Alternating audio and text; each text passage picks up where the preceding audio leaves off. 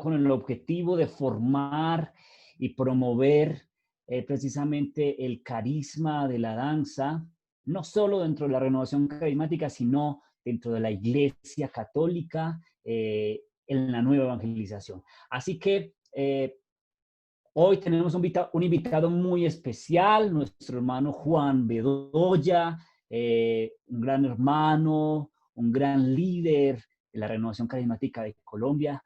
Él ha promovido el carisma de la danza, y no solo la danza, toda la pastoral artística por muchos años aquí en Colombia, y estamos muy contentos de poder compartir con él esta noche. Así que, hermano Juan, bienvenido. Te invito para que abras tu cámara, para que actives tu audio. Y hermanos, hermanas, a ustedes también los invito para que activen sus cámaras por un instante y para que juntos podamos orar por él, para que juntos podamos orar por nuestro amado hermano, un hermano que tiene un temperamento muy especial, siempre es alegre, sonriente, jovial. Está allí, aquí que tengo varias personitas aquí en espera, los estoy admitiendo a todos.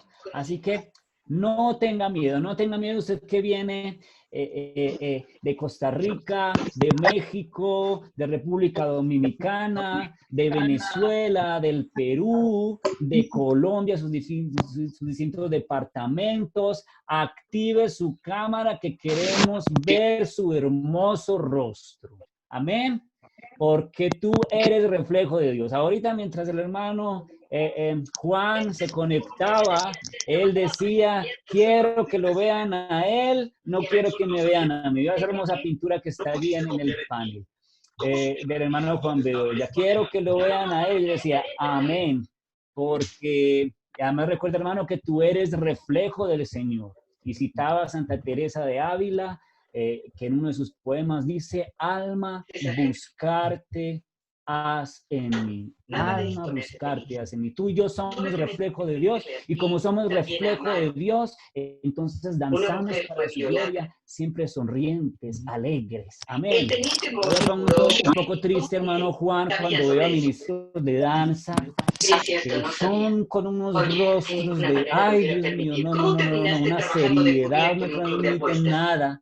En cambio, yo me deleito cuando veo a un ministro de danza sonriendo, reflejando la alegría de la resurrección, gloria a Dios.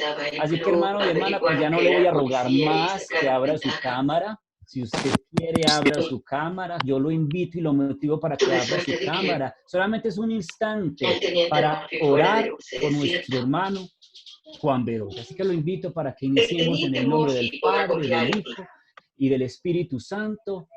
Amén. Quiero pedirte, por favor, Señor, bendícelo, úsalo, háblanos por medio de él.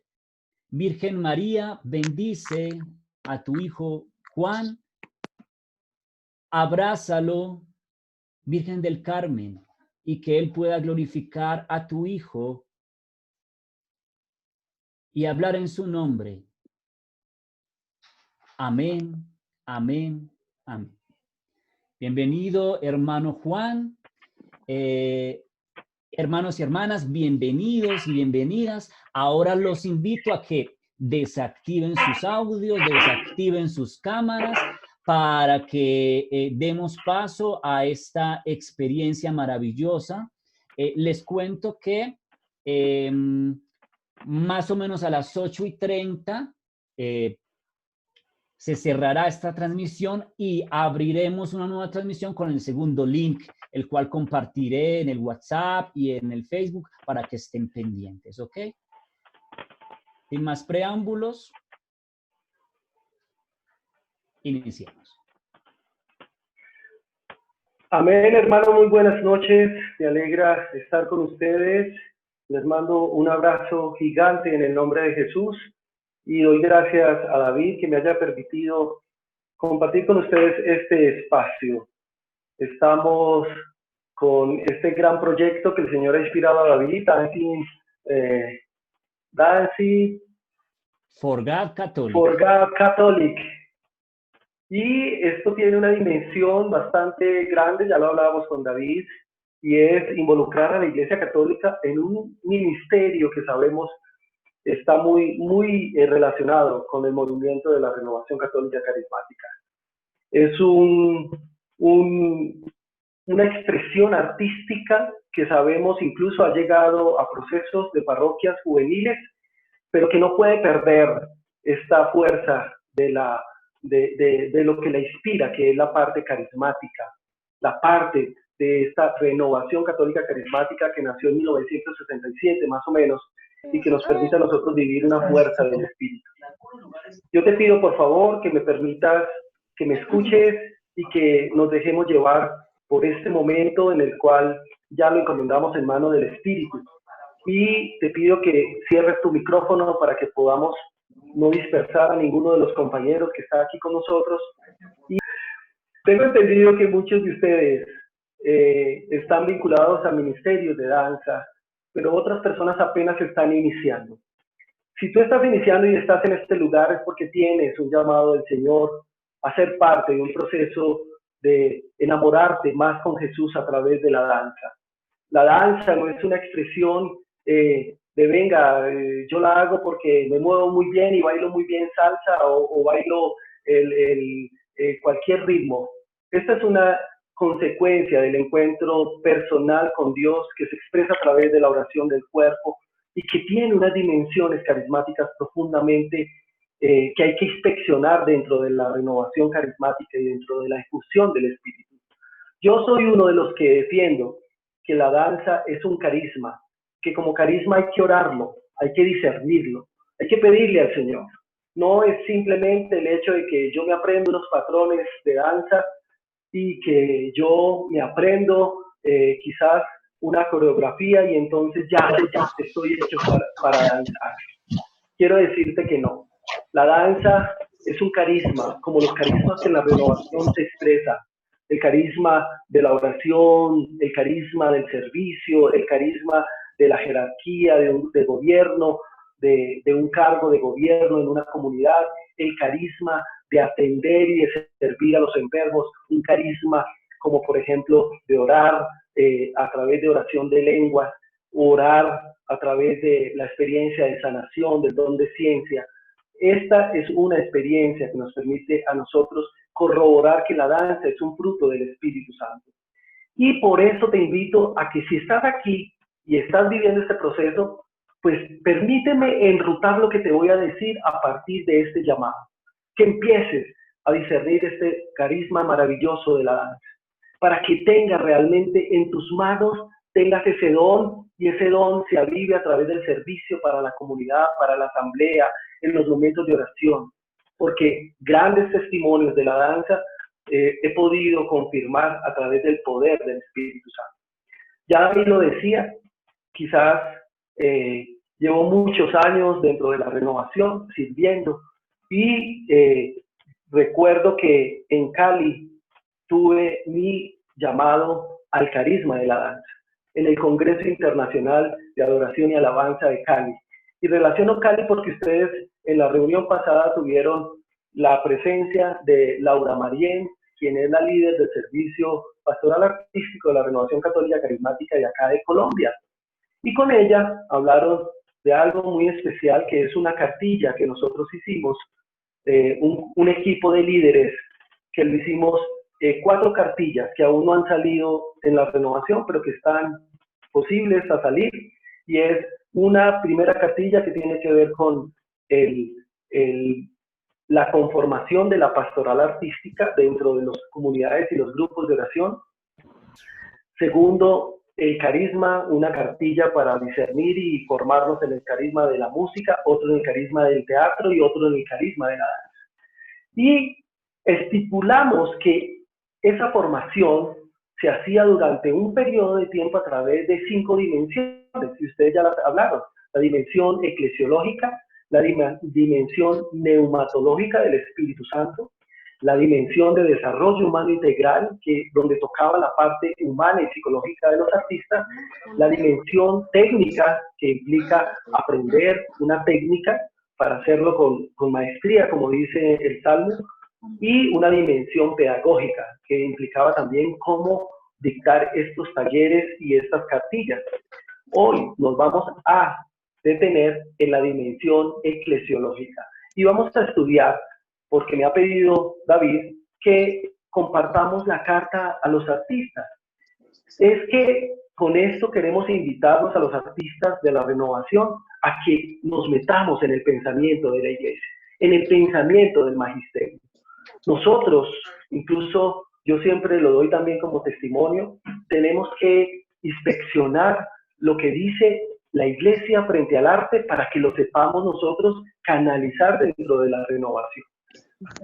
Aquí me atrevo a decir algo y lo voy a lanzar, y es que yo, dentro de mi inspección durante muchos años de la danza, me di cuenta que decir danza litúrgica era grave, porque la danza se expresa dentro de la liturgia, pero no es una danza litúrgica, ¿sí? Sino que es una danza que se expresa con sacerdotes que dirigen la Eucaristía y que pertenecen a la renovación carismática. Por eso nosotros nos atrevemos a decir danza carismática.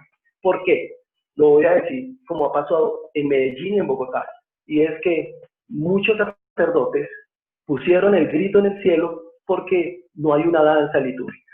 No hay una danza que venga desde el Sacrosanctum Concilium, que es uno de los documentos del Vaticano II, que diga la danza hace parte de la liturgia. No.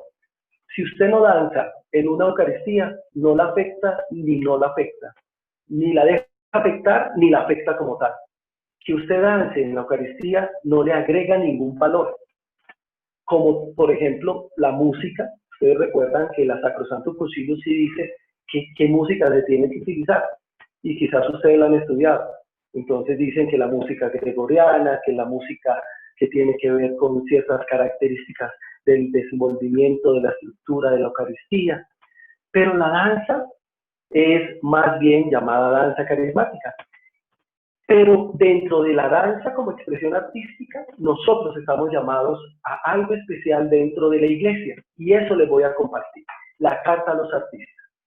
¿Listo? Entonces nos vamos a ir al año de 1999 e invito a David para que empecemos a presentar nuestros temas. Y nos vamos a ir al pensamiento del Papa Juan Pablo II. El Papa Juan Pablo II escribe esta carta en el año de 1999 y cuando nosotros proponemos la cartilla, nosotros hacemos 10 preguntas y a través de esas 10 preguntas invitamos a que la gente entienda lo que es esta carta a los artistas. Ya sabes, es una carta escrita en el año de 1999 por un hombre santo que es el San Juan Pablo II. Es más, cuando tú lees la vida de San Juan Pablo II, te das cuenta que San Juan Pablo II también fue un gran artista, un hombre muy sensible al arte, un hombre lleno del espíritu artístico. El hombre incluso cuando estaba dentro de las Jornadas Mundiales de la Juventud que él fundó, él se gozaba mucho de las expresiones artísticas, de los viacrucis artísticos, de las ponencias artísticas. Yo pude conocer al Papa Juan Pablo II en el Vaticano y fue una experiencia maravillosa. Y les cuento que sentí una gran unción del Espíritu, y eso que lo conocí ya en sus años de desenlace, ya cuando estaba muy deteriorado físicamente y de la salud. Pero aún así, estando por allá a 50 metros de él, sentía la fuerza del Espíritu Santo. Y yo quiero invocar esa gran experiencia de santidad de Juan Pablo II para que lo bendiga a usted, para que bendiga su vida y su cuerpo como ser integral, su cuerpo como instrumento de Dios, su cuerpo como comunicación del amor de Dios, su cuerpo como expresión de la belleza de Dios, su cuerpo como templo del Espíritu Santo, su cuerpo integral como lugar donde se encarna la salvación. Y quiero permitir que ese Espíritu Santo avive en usted este llamado que Dios nos hace a través de Juan Pablo II a los artistas. Y vamos a la primera diapositiva. En la primera diapositiva vamos a mirar qué diferencia hay entre un artista de Dios y un artista secular. Y yo te voy a pedir que tú me ayudes a entender que tú estás llamado a ser un artista de Dios. Porque el artista de Dios tiene unas características específicas muy diferentes al arte secular. Y te voy entonces a invitar a que miremos este arte según la diferencia entre el arte que vive un hombre de Dios, un ser de Dios, o lo que llamábamos quizás el arte cristiano, y lo que puede ser el arte secular. ¿Cuál es la gran diferencia? Primero, tú como artista estás llamado a hacer una obra artística de la fe. Pues yo sé que tú eres danzarín, pero puede haber otras mociones artísticas. El arte es una expresión integral. Estamos hablando de que el arte puede ser artes plásticas, puede ser comunicación gráfica, puede ser danza, puede ser música, puede ser teatro, puede ser literatura, poesía, todo lo que implica el comunicar a Dios a través del arte. Y eso lo hace con fe. Muy diferente a un arte secular. El artista comunica los valores estéticos, incluso los valores estéticos comprendidos en el arte secular, en la persona. Incluso viene la segunda característica de cuando tú comunicas a Dios como danzarín, y es que tú muestras la belleza de Dios. Muestras a Dios con la danza. Si tú no muestras a Dios, entonces estás haciendo una danza diferente. Diferente a como lo hace, por ejemplo, cuando un artista secular, cuando él hace una obra de arte, expresa la belleza de las cosas, que también es un punto de encuentro maravilloso con Dios.